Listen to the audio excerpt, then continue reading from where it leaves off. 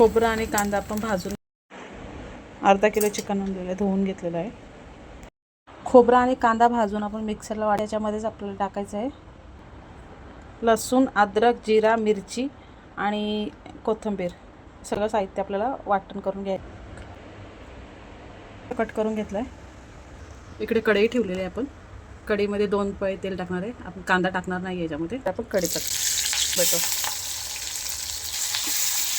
आता आपण टाकणार आहे खडे मसाले. दालचिनी घेतलेली आहे बघा. चवीनुसार मीठ टाकते. चमच हळद, आगरी मसाला, अर्धा चमच धना पावडर. कलर बघा किती छान आलेला आहे. त्यानंतर आपण वाटण केलेलं आहे तो टाकून तेल सुटसपर्यंत आपल्याला झाकण ठेवायचं आहे. चिकन टाकून देऊया. त्याच्यामध्ये मिक्स झालेलं आहे. परत 5 मिनिटं आपण झाकण ठेवून देऊया. बघा तेल मस्त असं सुटलेलं आहे. परत एक घ्यायचं आहे. पाणी टाकूया.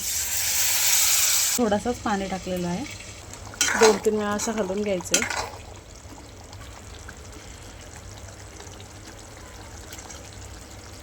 चिकन मसाला आपला झालेला आहे. चिकन मसाला आवडला असेल तर चॅनलला सबस्क्राईब करायला विसरू नका.